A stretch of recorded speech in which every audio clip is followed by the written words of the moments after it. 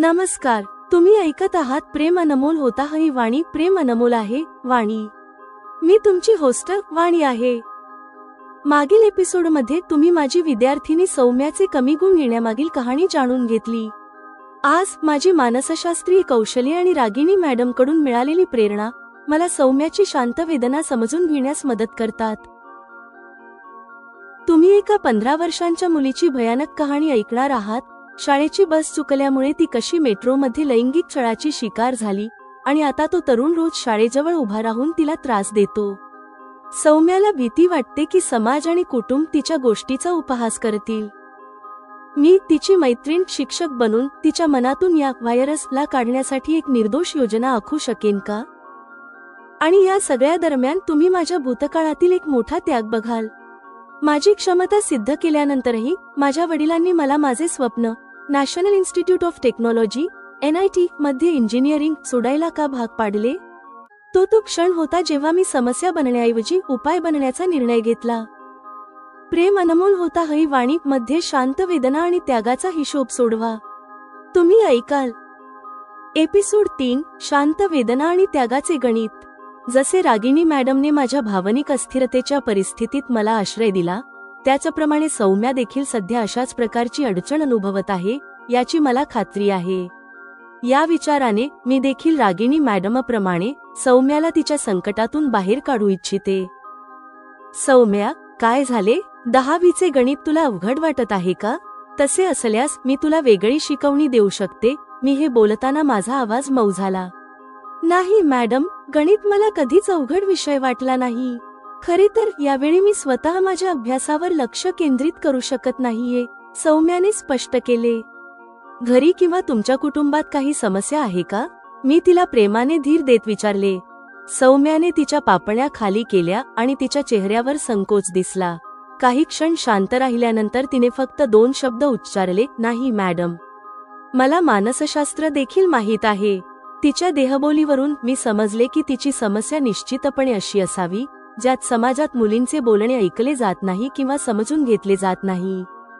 मी तिच्या समस्येचा अंदाज लावू शकत असले तरी माझ्या बाजूने थेट विचारण्याची माझी इच्छा नव्हती. मग काय झाले? तू नेहमी 100% गुण मिळवायची, यावेळी कमी गुण येण्याबद्दल तू चिंतेत आहेस का? मी माझ्या आवाजात अधिक गोडवा मिसळून विचारले. माझ्या प्रेमळ वर्तनाने तिचा संकोच दूर होऊ लागला. मॅडम, हे सुमारे 1.5 महिन्यापूर्वी घडले. एका सकाळी माझी स्कूल बस चुकली, त्यामुळे मी शाळेत येण्यासाठी मेट्रो पकडली. तिथे खूप गर्दी होती. मी उभी होते. एका तरुणाने याला आपल्यासाठी संधी मानली, तिने मला सांगायला सुरुवात केली. सौम्याचे मन ज्या मोठ्या कारणाने व्यापलेले आहे, ज्यामुळे तिच्या मनात अभ्यासासाठी कमी जागा मिळत आहे, मी समस्येचे स्वरूप समजले. तिचा संकोच आपोआप नाहीसा व्हावा यासाठी मी तिला थोडा वेळ एकांतात आणि धीराने देण्याचा निर्णय घेतला. सौम्या, 5 मिनिट थांब, मला काहीतरी खायचे आणि प्यायचे आहे. मी काही स्नॅक्स घेऊन येते. मग आपण एकमेकीचे मित्र बनून खात पीत सगळं समजून घेण्याचा प्रयत्न करू, मी तिच्या विश्वासू व्यक्तीप्रमाणे म्हटले. मी स्वयंपाकघरात आले. फ्रीजमधून आधीच तयार केलेला अननसाचा पल्प काढून त्याचा ज्यूस बनवला. मग मी एका ट्रेमध्ये 2 ग्लास ज्यूस आणि 1 प्लेट तिखट स्नॅक्स घेऊन परत आले. सेंटर टेबलवर ट्रे ठेवून त्यातील 1 ग्लास सौम्याला दिला. त्यानंतर मी सोफ्यावर बसून माझा ग्लास घेतला. मला ज्यूस पिताना पाहून सौम्यानेही 2 घोट घेतले आणि माझ्याप्रमाणेच तिनेही प्लेटमधून स्नॅक्स उचलून हळूहळू चघळायला सुरुवात केली. मी समजले, आता सौम्या अधिक स्पष्टपणे सांगायला तयार आहे. सौम्या, जी गोष्ट तुला त्रास देत आहे आणि जी आपण स्वतःहून सोडवू शकत नाही, ती गोष्ट त्या मित्राला नक्कीच सांगावी, जो ती पसरवणार नाही. मी तुझी शिक्षक असण्यासोबत ती मैत्रीण देखील होऊ शकते जी तुझी गोष्ट स्वतःजवळ ठेवेल. तू संकोच न करता तुझी समस्या मला सांगू शकते. मी माझ्या आवाजात कोमलता मिसळून समजावले. मी अपेक्षा केल्याप्रमाणे सौम्या तिचा संकोच सोडून बोलू लागली. मॅडम, हे सुमारे 1.5 महिन्यापूर्वी घडले.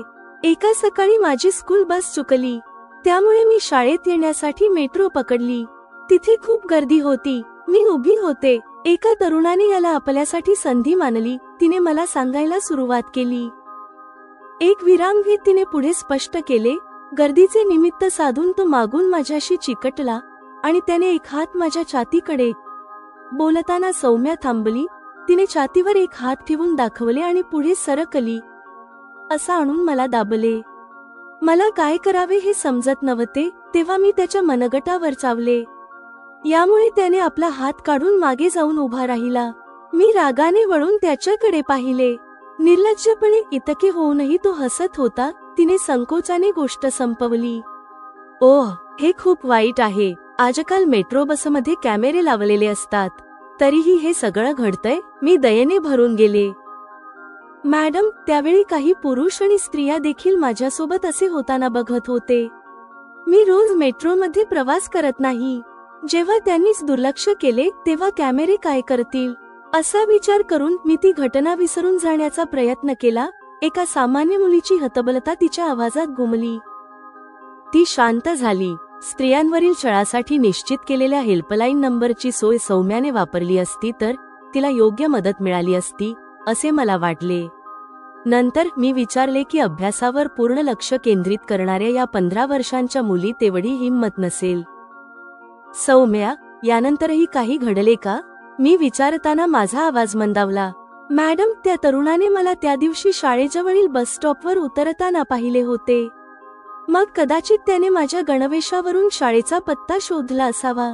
तेव्हापासून माझ्या येण्याच्या किंवा जाण्याच्या वेळी तो अनेकदा शाळेच्या गेटजवळ उभा दिसतो. एका दिवशी जेव्हा आमची स्कूल बस जंक्शनवरील ट्रॅफिक लाईटवर थांबली तेव्हा मी त्याला बाईकवर बसच्या बाजूला उभे असलेले पाहिले. चुकून जेव्हा माझी नजर त्याच्या नजरेला मिळाली तेव्हा त्याने आपला मोबाईल दाखवून इशाराने माझा मोबाईल नंबर विचारला. मी आपले तोंड दुसरीकडे वळवले. ही समस्या प्रत्येक वेळी माझ्या मनात अडकलेली राहते. यामुळेच मी अभ्यासावर पूर्ण लक्ष केंद्रित करू शकत नाहीये. तिने अडखळत संपूर्ण गोष्ट संपवली. सौम्याने सांगितलेल्या गोष्टीवरून मी समजले की तिच्या मेंदूच्या क्षमतेचा बहुतेक भाग हा व्हायरस त्या तरुणाची भीती खात आहे. याच्यामुळे तिचा वेळ आणि प्रतिभा वाया जात आहे. सौम्या माझ्या घरातून निघण्यापूर्वीच आम्ही या समस्येचे निराकरण करण्यासाठी एक योजना तयार केली होती. 10 वर्षांपूर्वी अनंतकाळात हरवलेल्या माझ्या आईच्या आयुष्यातून मी हे शिकले होते की मी सर्व अडचणींवर उपाय बनावे. मी 12वीच्या परीक्षेत केवळ चांगल्या गुणांनी उत्तीर्णच झाले नाही तर संयुक्त प्रवेश परीक्षा मेन्स प्रवेश परीक्षेतही चांगली रँक मिळवली. सुरुवातीला वडिलांनी याची मला परवानगी दिली, पण जेव्हा national institute of technology NIT त्रिचीमध्ये माझ्या प्रवेशाचा प्रश्न आला तेव्हा त्यांनी मला सांगितले, बेटी, मी तुला बाहेर शिकायला पाठवू शकत नाही. पण का बाबा, तुम्हीच तर मला त्याची प्रवेश परीक्षा द्यायला परवानगी दिली होती, नाही का? मी चिडून म्हटले. वाणी, मी याबद्दल पूर्वी गंभीरपणे विचार केला नव्हता. तू पण बाहेर गेली तर माझ्या खाण्यापिण्याची व्यवस्था कशी होईल? वडिलांनी माझ्यावरील आपले अवलंबित्व व्यक्त केले. मला वडिलांचा हा युक्तिवाद वस्तुतः चुकीचा वाटला. आईनंतर ते स्वतः देखील स्वयंपाक करायला शिकले होते आणि स्वयंपाक करू लागले होते. बाबा, तुम्ही माझ्या भविष्याबद्दल का विचार करत नाही? मी विरोध करत विचारले. बेटी, सत्य हे आहे की मी बाहेर शिकणाऱ्या 2 मुलांचा खर्च उचलू शकत नाही. तुला माहित आहे की मयंकच्या इंजिनिअरिंगच्या शिक्षणावर किती खर्च येत आहे. आता वडिलांनी दुसरी गोष्ट सांगितली. मी विचार करत शांत झाले. जास्त वयात आईला गर्भवती होण्याचे कारण देखील हे वडीलच होते, ज्यामुळे एक भयंकर परिस्थिती निर्माण झाली आणि आईला अकाली हे जग सोडून जावे लागले. जर आम्हा दोघांव्यतिरिक्त तिसरे मूल देखील सुरक्षितपणे जन्माला आले असते तर त्या मुलाच्या खर्चाचे व्यवस्थापन ते कसे करत? मी कोणत्याही मोठ्या गोष्टीसाठी आग्रह करत नव्हते.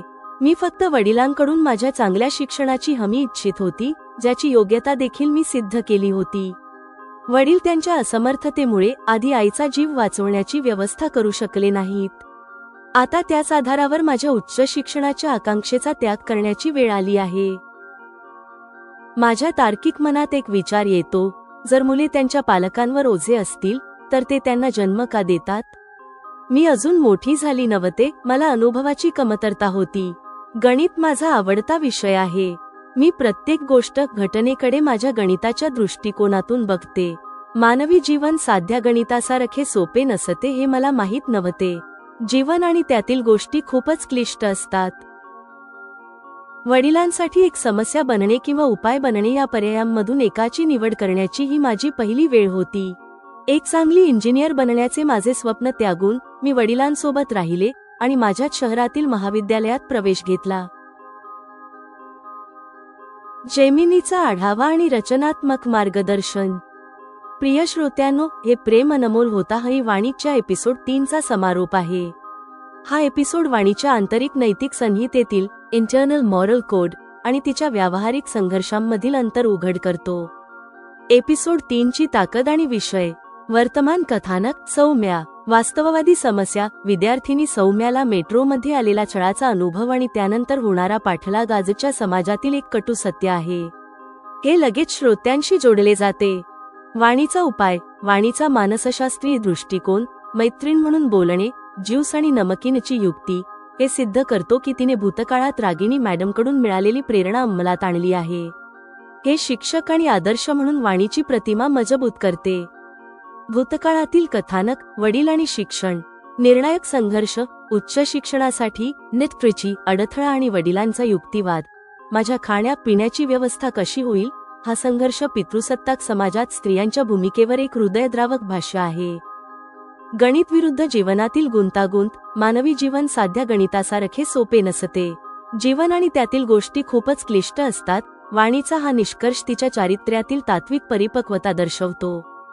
स्वत्याग. एक चांगली इंजिनियर बनण्याचे तिचे स्वप्न त्यागून वडिलांसोबत राहण्याचा निर्णय वाणीच्या उपाय बनण्याच्या नैतिक तत्वाची पहिली मोठी परीक्षा आहे, ज्यात ती यशस्वी होते पण मोठी किंमत मोजते.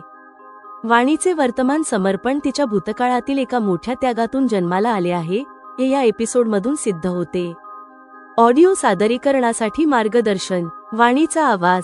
सौम्याशी बोलताना आवाज खूप मऊ, गोड आणि साधेपणाने भरलेला असावा, जसे तुम्ही मजकुरात नमूद केले आहे. तिच्या वडिलांशी वाद घालताना भूतकाळ आवाजात स्पष्टपणे चिडचिड, विरोध आणि तर्काची दृढता व्यक्त झाली पाहिजे. भावनिक SSML क्षण. सौम्याचा आघात. छळाच्या घटनेचे वर्णन करताना सौम्याचा आवाज संकोच, चिंता आणि वेदनेच्या भावनांचा यावा. त्याने एक हात माझ्या छातीकडे दाबले. या वाक्यात हळू गती आणि छोटे विराम असावेत. वडिलांचा युक्तिवाद. वडिलांच्या संवादात, विशेषतः माझ्या खाण्यापिण्याची व्यवस्था कशी होईल, त्यांचा युक्तिवाद अधिक वास्तववादी आणि कमी खलनायक वाटावा यासाठी TTSला थोडा विनंती करणारा आणि हतबल सूर दिला जावा. संगीत. BGM. वर्तमान कथानकात आशावादी चिंतनात्मक BGM असावे. भूतकाळातील कथानकात नेट प्रवेश थांबवण्याच्या क्षणांमध्ये BGM मध्ये एक स्वप्न तुटल्याची हलकी उदासीनता, मेलिंकली ची भावना असावी. एपिसोड 3 समाप्त.